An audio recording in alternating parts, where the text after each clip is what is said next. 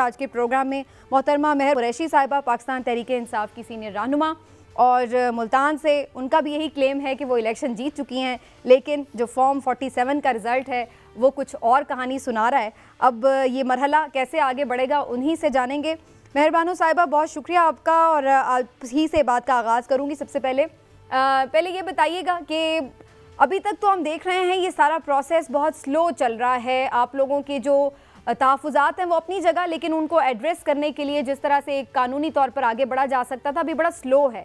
تو بظاہر تو ایسا دکھائی دے رہا ہے کہ اس سے پہلے ہی حکومت سازی مکمل ہو جائے گی اور جو دیگر باقی دونوں جماعتیں ہیں بڑی وہ شاید حکومت بنا لیں۔ تو آپ لوگوں کو کیا محسوس ہو رہا ہے کہ کوئی سرپرائز ابھی ہے باقی آپ لوگوں کے لیے؟ السلام علیکم سمینہ، سب سے پہلے تو آپ کا بہت شکریہ کہ آپ نے موقع دیا۔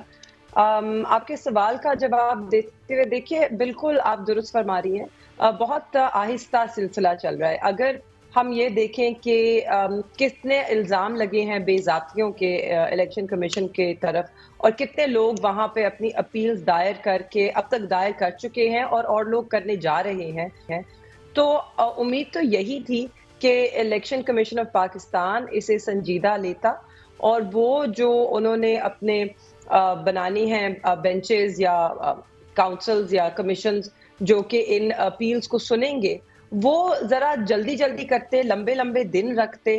مگر کبھی تو لگتا ہے کہ 12-1 بجے تک ہی جی آج کے دن ختم ہو گیا۔ تو اس پہ حیرت بھی ہے، بیکاز جمہوریت کا تو اسی میں بہتری ہوگی کہ اگر ہم جلد از جلد ان چیزوں کو نپٹائیں اور انصاف کی کریں۔ مگر بہرحال اس کے باوجود اگر ان کو لگتا ہے کہ ہم تھک جائیں گے یا ہم ہار مان جائیں گے یا مایوس ہو جائیں گے، تو یہ ایک سرپرائز ہے۔ ہم نہ ہارنے والے ہیں، نہ تھکنے والے ہیں، نہ رکنے والے ہیں، نہ جھکنے والے ہیں۔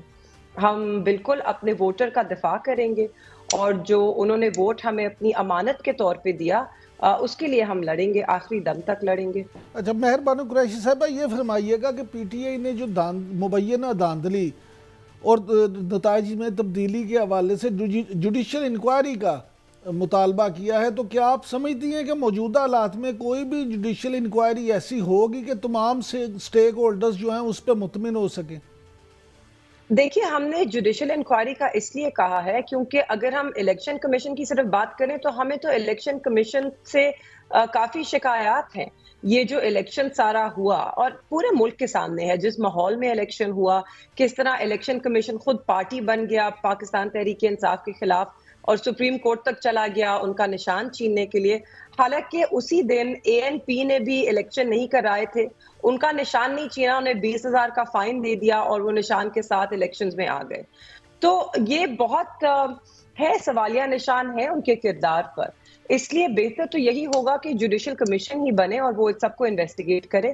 آپ کے سامنے ہے، راول پنڈی کے کمشنر صاحب ہیں، انہوں نے کچھ ایسے انکشافات کیے کہ جس کے بعد بہتر یہی ہوگا کہ جوڈیشل انکوائری ہو۔ تو ہم نے تو پہلے بھی کہا تھا۔ جی آپ کیا سمجھتی ہیں پھر جوڈیشل انکوائری ہو تو جواب طلبی کس کی ہونی چاہیے، نگران حکومت کی یا الیکشن کمیشن کی؟ جی دیکھیے، نگران حکومت جو ہے وہ تو ان کی ایک ہی ذمہ داری تھی کہ منصفانہ اور شفاف الیکشنز کروائیں۔ پہلے آپ نے دیکھا کہ اس پہ انہوں نے کس طرح اپنی مطلب ایڑیاں گھسیٹیں اور ڈیلیڈ الیکشنز ہوئے جو کہ آئین کی خلاف ورزی ہوئی، کوئی 90 دن کے اندر نہیں ہوئے۔ اس کے بعد پھر ان پہ سب سے زیادہ ذمہ داری جاتی ہے۔ پھر ایک لیول پلینگ فیلڈ جو دینا تھا، اس کی ذمہ داری بھی کیئر ٹیکر سیٹ اپ پر تھی۔ اور آپ نے دیکھا ہے کہ کس طرح کوئی لیول پلینگ فیلڈ تو کیا فیلڈ تک نہیں دی جا رہی تھی پاکستان تحریک انصاف کو۔ ہمیں آخری 2 ہفتوں میں ہم نے اپنی آن گراؤنڈ کیمپین کی، اور اس کے دوران بھی ہمارے پوسٹرز، بینرز اتارے جا رہے تھے۔ جہاں پہ ہماری کوئی کنونشن ہوتی تھی یا میٹنگ ہوتی تھی، وہاں پہ لوکل تھانے کے ایس ایچ اوز آ جاتے تھے، لوگوں کو دھمکاتے تھے، بعد میں ریڈز ہوتے تھے، گرفتاریاں ہوتی تھیں، جلسے جلوس کی اجازت ہمیں نہیں ملی، نہ کوئی این او سی ملا، اگر کہیں ہوتی تھی تو وہاں پولیس آ جاتی تھی۔ یہ سب تو نگراں حکومت کے نیچے تھا، اور یہ ان کی ذمہ داری تھی کہ وہ ایک اس طرح کی انوائرمنٹ دیں جس میں سب کو برابر حصہ لینے کی اجازت ہو۔ تو ان پہ سب سے زیادہ پہلے تو ان کی تحقیقات ہونی چاہیے، اور پھر اس کے بعد الیکشن کمیشن نے جو آر او سلیکٹ کیے بیوروکریسی کے اندر سے، آپ کو معلوم ہے کہ बैरिस्टर उमर नियाजी साहब हैं जो हाई कोर्ट भी गए थे इसी पर, और फिर वो सुप्रीम कोर्ट बात गई और उन पे बल्कि कंटेम्प्ट लग गया। मगर आज पूछना चाहिए है कि क्या कंटेम्प्ट उन पे बनना था, क्योंकि जिस तरह के इलेक्शंस हुए हैं वही हुआ जिसका सबको डर था। कल मैं एक प्रोग्राम में थी और वहां पर निहाल हाशमी साहब कह रहे थे कि ये जो अफसरान है इनकी तहकीकात होनी चाहिए। तो खुदारा हम भी तो यही कह रहे थे कि इनके नीचे शफाफ इलेक्शन नहीं हो सकता, आप जुडिशल ऑफिसर्स के नीचे कराएं। पर उस वक्त किसी की कान पे जू ना रेंगी, किसी ने हमारा उस वक्त साथ ना दिया। आज हर जमात सवाल भी उठा रही है और कुछ जमातें हुकूमत भी बनाना चाह रही हैं। लेकिन मेहर बानो साहिबा, जब माजी में जुडिशल अफसरान भी इलेक्शन करवाते रहे हैं तो उस वक्त भी ऐसे ही सवालात उठते थे, उस वक्त भी यही धांधली होती थी, यही मसाइल होते थे। देखिए, इस तरह कभी नहीं हुआ। आप अगर किसी भी पिछले इलेक्शन का हवाला दें तो ठीक है, हमेशा लोग सवाल उठाते हैं। इसीलिए पाकिस्तान तहरीक इंसाफ ने 2 साल लगातार मुसलसल कोशिश की कि हम EVMs इंट्रोड्यूस करें, इलेक्ट्रॉनिक वोटिंग मशीन्स हों, और उसकी सबसे ज्यादा जो है ऑपोजिशन वो पाकिस्तान पीपल्स पार्टी और मुस्लिम लीग नून ने की। अगर आज EVMs होते तो शायद इतने मसले मसाइल ना होते। मगर जुडिशल ऑफिसर्स के नीचे फिर भी जो इलेक्शंस हुए वो इससे तो ज्यादा ही शफाफ थे। देखिए, इस दफा बैलेट स्टफिंग का सवाल नहीं है, हमें तो यकीन है कि बैलेट स्टफिंग हुई है, मगर उसका सबूत कभी ना होता है ना होगा। उसके बावजूद के बैलेट बॉक्सेस भरे गए, हमारी लीड इतनी ज्यादा थी कि स्टफिंग के बावजूद हम जीते। इसलिए आप देख रहे थे कि रात के 12:30-1 बजे तक रिजल्ट धड़ाधड़ आते रहे और एक वाज़ेह ट्रेंड था कि पाकिस्तान तहरीक इंसाफ जो है वो कामयाब हो रही है, उनके उम्मीदवार, और फिर उसको रोका गया। ये और जो अभी भी इलेक्शन में धांधली हुई है, ये तो that are very obvious and you know आपने बड़ा एजिटेट किया है। ये धांधला है, ये तो ऑब्वियसली एवरीबडी, इंटरनेशनल प्रेस में भी और नेशनल प्रेस में भी ये तो बहुत ज्यादा हो गया और आप लोगों ने इसको एजिटेट भी अच्छा किया है। अब ये बताइए कि फ्यूचर में जो अब फोर्थ कमिंग जो पॉलिटिक्स है वो तो इन हाउस पॉलिटिक्स है। देखिए, इलेक्शन के डिस्प्यूट्स तो ये बिल्कुल मार्ड बाय द इलीगलिटीज और जो है ये धांधली भी हुई है और सारा बात हुई है, लेकिन इसके बावजूद जो आपकी PTI जो है वो एक लैंडस्लाइड विक्ट्री लेके आई है और इतनी ज्यादा डिफिकल्टीज के बावजूद KP में गवर्नमेंट भी बनाने जा रही है और बाकी सूबों में एक और वफाक में एक मौसर अपोजिशन की पोजीशन में भी है। तो जो फ्यूचर पॉलिटिक्स है, जो इनसाइड पार्लियामेंट है, आप हमें प्लीज उस पर कोई रोशनी डालें कि वो आप PTI जो है उसके क्या किस तरह करेगी और क्या प्लान है और किस तरह से आप उसको जो है डिवाइस करने वाले हैं। जी देखिए, इंशाल्लाह पार्लियामान में सब हलफ उठाएंगे और पाकिस्तान तहरीक इंसाफ की वाज़ेह अक्सरियत है और बेशक वो इस अक्सरियत को लेके ऑपोजिशन में बैठेंगे अगर के इसी तरह चीज़ें चली और फॉर्म 45 के मुताबिक रिजल्ट ना दिए गए। तो देखिए, ऑपोजिशन जब एक इतनी भारी अक्सरियत के साथ होगी तो वो एक बहुत ही मुयस्सर मतलब बहुत इफेक्टिव ऑपोजिशन का किरदार अदा करेंगे। हम सब चाहते हैं, देखिए इस वक्त पाकिस्तान को बहुत से मसले मसाइल हैं, हम बड़े नाजुक मोड़ पे खड़े हैं, मईशत की बुरी हालत है, बहुत से इश्यूज हैं। तो पाकिस्तान तहरीक इंसाफ अपना किरदार अदा करेगी, वो जो हुकूमत के फैसले हैं जिनमें कोई खामियां होंगी उन्हें भी बयान करेगी और बेहतर सोल्यूशंस भी देगी और अपनी जो पूरी आईनी जिम्मेदारी है और पार्लियामानी जिम्मेदारी है उसको खूब निभाएगी। और ये भी बताइएगा कि पहले एक जो है वो इत्तेहाद PTI का MWM के साथ जो है वो सुनने में आ रहा था और आज जो अनाउंस हुआ है वो सुन्नी इत्तेहाद काउंसिल के साथ है। तो इसमें किस हद तक सच्चाई है और क्या वजह बनी कि आप इत्तेहाद जो है वो चेंज करें और जो स्पेशल सीट्स हैं उसके लिए PTI का क्या स्ट्रेटजी है, वो कैसे आप लेंगे? क्योंकि और आप स्पेशल सीट पर आ जाएंगी पार्लियामान में?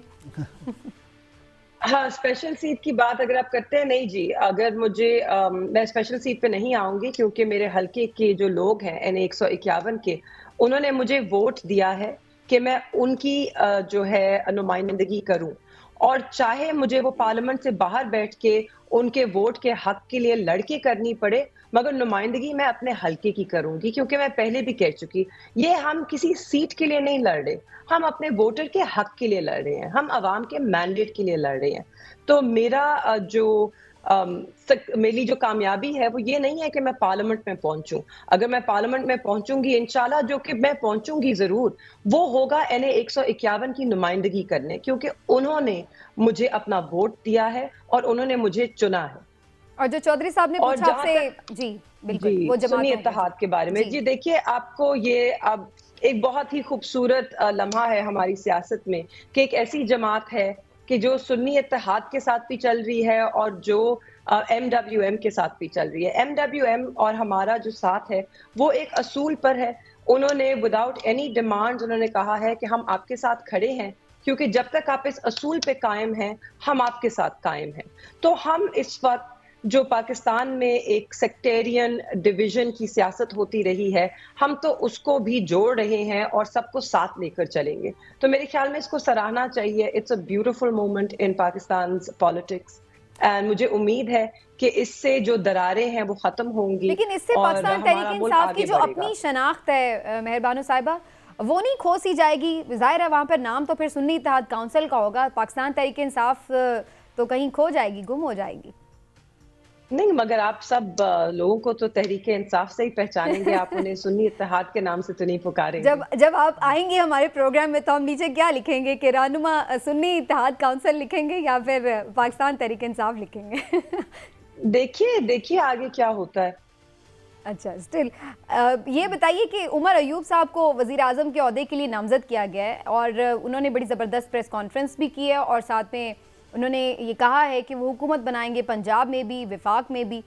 کچھ یہ بھی خبریں آ رہی ہیں کہ کوئی اس طرح کی کوئی سرپرائز ابھی باقی ہے PTI کے لیے کہ وہ اچانک سے گورنمنٹ فارمیشن کے لیے کچھ کر سکتا ہے. تو کیا کسی جماعت سے بات چیت کا کوئی راستہ ہے ابھی پیچھے؟ پیپلز پارٹی کے لیے لوگ بات کر رہے تھے لیکن انہوں نے تو، آپ نے بھی تردید کر دی کہ پیپلز پارٹی سے بات نہیں ہوگی. تو کوئی آپشن ابھی باقی رکھا ہوا ہے کیا اسٹل؟ جی دیکھیے، میرا ماننا صرف یہ ہے اور یہ میری پرسنل ذاتی رائے ہے. ہم عوام کے پاس جب ووٹ مانگنے گئے اور اس الیکشنز میں گئے، ہمارا ایک نظریہ تھا اور اسی نظریے کی بنا پہ ہمارا ایک بیانیہ تھا. اس کے اوپر لوگوں نے ہمیں اپنا ووٹ دیا اور اپنا مینڈیٹ دیا.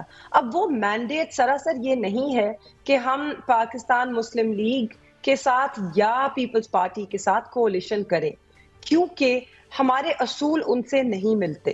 یا تو وہ اگر کوئی اصولی موقف ایسا لیتے ہیں جو ہمارے سے جڑے تو شاید ہم ان سے بات کر سکتے ہیں. مگر اس وقت نہ MQM، نہ پیپلز پارٹی، نہ PMLN کے ساتھ ہم بات چیت گفتگو کر سکتے ہیں، کیونکہ وہ تو اس وقت ہماری سیٹوں پہ ڈاکہ ڈالے بیٹھے ہیں. تو ڈاکوں کے ساتھ تو جو اصولی موقف آپ کریں کائنڈلی اس پہ بھی بتا دیجیے گا کہ اصولی موقف سے آپ کی کیا مراد ہے؟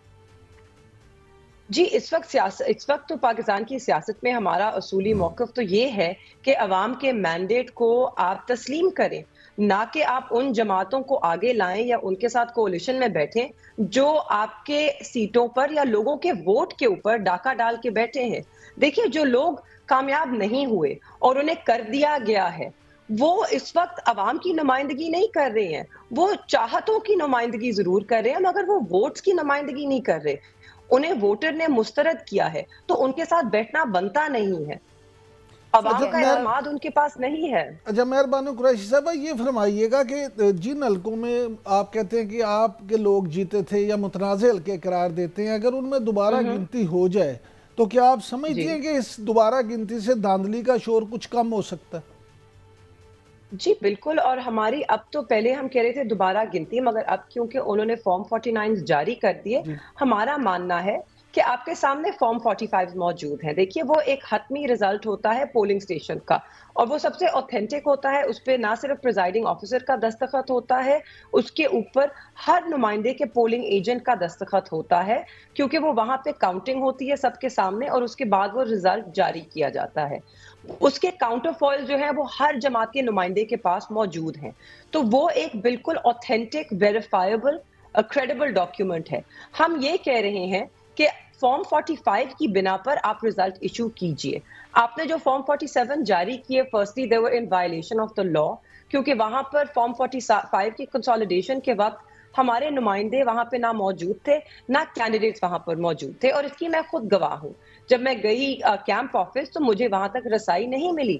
انہوں نے جب میرے سے پوچھا آپ کس جماعت کی کینڈیڈیٹ ہیں اور میں نے بتایا پاکستان تحریک انصاف، انہوں نے کہا نہیں جی ہمیں آرڈر نہیں ہے کہ آپ اندر جا سکیں. تو میں تو کیمپ آفس تک بھی نہیں جا سکی, اندر RO کا آفس تو دور کی بات. تو یہ ساری بے ضابطگیاں ہیں. ان کے ہوتے ہوئے فارم 47 کی کوئی قانونی وقت نہیں ہے. ہمارا یہ ماننا ہے اگر وقت ہے تو فارم 45 کی ہے, اور اس کی بنا پر, اور یہ بہت آسان کام ہے, یہ لمبا کام بھی نہیں ہے, آپ نے صرف ٹیبولیٹ کرنا ہے فارم 45 کی اعداد و شمار کو, اور آپ کو رزلٹ سامنے آ جائے گا. کتنے مسترد ہوئے ووٹ, کس کو کتنے ملے,